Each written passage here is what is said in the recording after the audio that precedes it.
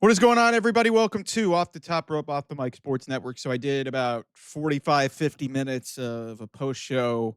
Thanks to everybody. Very lively chat. I feel like most of these, I'm just taking your questions because some of these shows that I talk about are just not very interesting. And SmackDown has been bad for most of 2025. But last night was just particularly awful. Uh, Not by anything that was on the show, but the whole show put together was just a whole blob of nothing. Drew McIntyre's promo, which by his standards was fine. I love what they're trying to do with him and Cody Rhodes. The problem is, I don't know if the end destination involves Drew McIntyre being the champion. And if we're putting him in a world title feud, what the fuck are we doing? And I started thinking to myself, and I was like, God, do I hate SmackDown more than AEW Dynamite? Do I think that SmackDown is a worse show than AEW Dynamite? And there is a really compelling argument to say that SmackDown might be the worst weekly episodic television show in professional wrestling right now. Collision, has good wrestling, doesn't mean anything. Who cares? It's on Saturday. So you could probably say Collision is probably the worst depending on who you talk to. But when you're talking about SmackDown versus AEW Dynamite, there is a lot wrong with both of these shows. But you can make a case for either one that it's one of the worst, at least weekday, like not a Saturday show, because that's why I'm kind of taking Collision out of this, because Collision's kind of an easy target. There's just nothing that happens significantly on that show almost ever. But I've just looked at this SmackDown show. If you take away the stars off of this, which is what has happened, really, Cody Rhodes was on there last week, but Cody's not there. Cena's not there.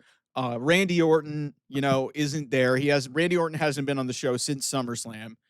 What the fuck is this show? You were bookended in it by the MFTs, a bloodline storyline that basically died a year plus ago. It died. I think it died at. It died at Lincoln Financial Field when Cody finished his story. And then, it then died on January 6th at the Netflix premiere at the Intuit Dome in Los Angeles. And yet we're still doing that. Sami Zayn is now back in this sphere. The tag team division is exceptional, as we've talked about, but the women's division is downright awful. The women's division,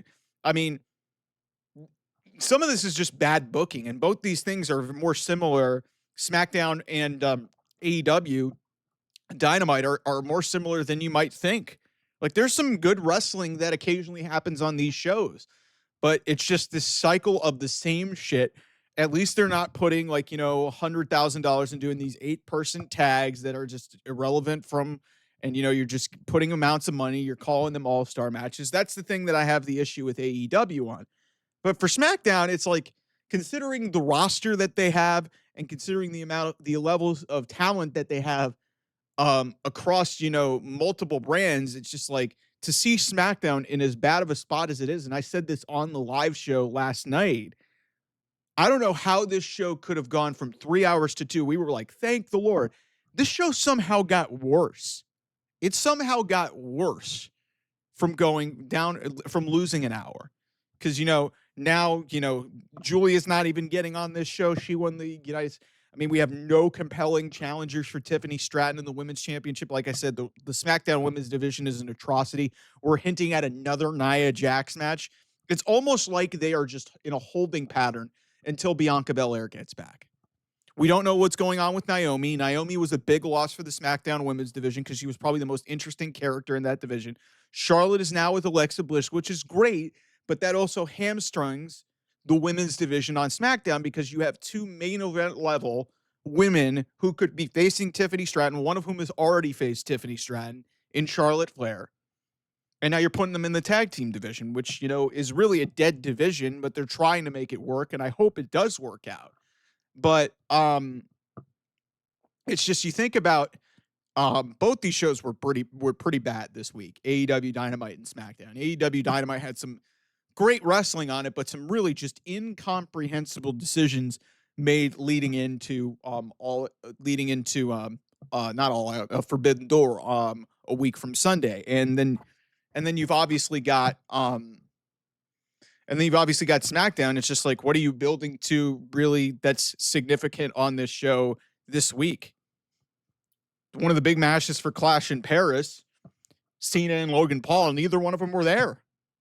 And that was John Cena. That's basically like close to John Cena's hometown. I get why he wasn't there. He probably had Peacemaker stuff. And also, they're saving his last appearance in Boston for the end of the year, which is rumored to be December 13th. But you don't have Randy Orton there. You don't have Cody Rhodes there. It feels just like this show needs some sort of big time hook to kind of invest you in the show. Like Cody Rhodes' title run, and then specifically the stuff with Kevin Owens near the end of the year really helped this show out more than I think people realize. The Bloodline really carried this show for a long time during the Fox years, but now the Bloodline is effectively dead. And this MFT thing, whatever this is with Solo, I think is just dragging down more people than it should. I know there's a lot of people who don't like Sami Zayn. I think his booking is starting to drive people nuts, but he's beaten the United States champion 2 weeks in a row. And Jacob Fatu, I think, is above a lot of this crap. And then, like I said, the women's division, like the shining example, even the tag team division, it's like, what are they doing with the tag team division? Now you've got Carmelo Hayes and The Miz, beating up Fraxium, who was just brought there. The Motor City Machine Guns are losing to the MFTs.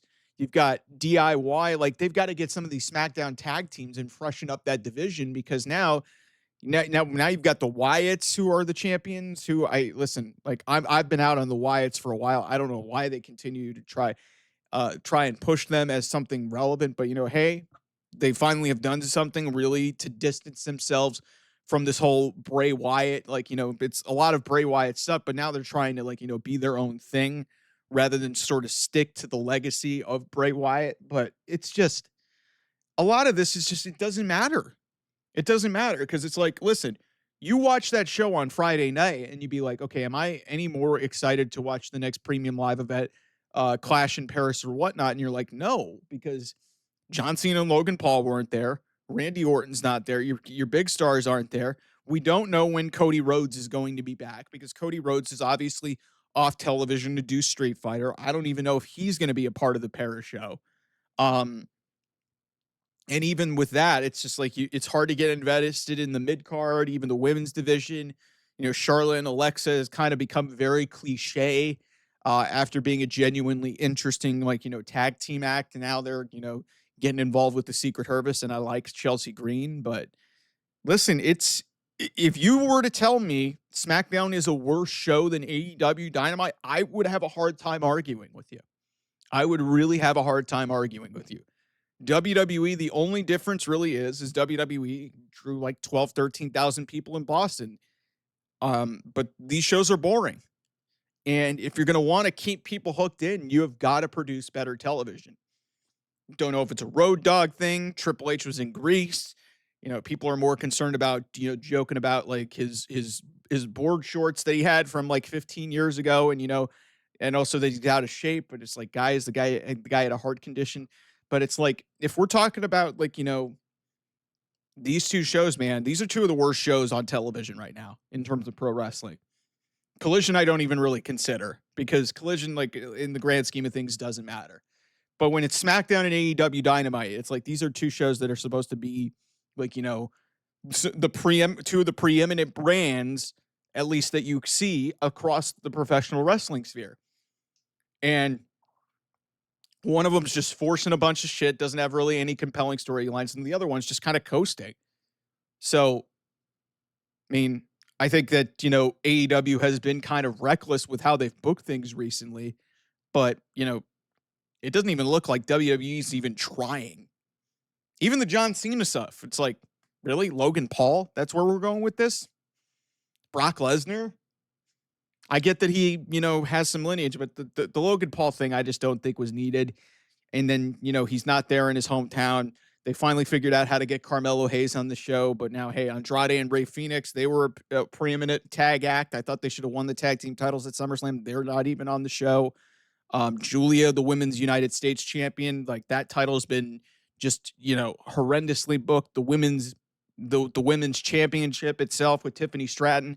She's got 2 backstage segments. She can't even get a promo in the ring or a match. Um, it's a mess. SmackDown is an unmitigated disaster right now, and they need a reset. They need something. They maybe need a draft, whatever. Because as of right now, if you basically told me to my face, hey, I think SmackDown is the worst television show going on right now for professional wrestling, I wouldn't disagree with you. I think Raw and NXT are better shows, and I think AEW Dynamite, in a large degree, is a better television show. It's hard to argue with that. It really is not a good look for Triple H. I hope they fix it soon, because at some point you're going to start losing the audience. Anyway, thanks so much for watching. I'll see you guys soon. Bye-bye.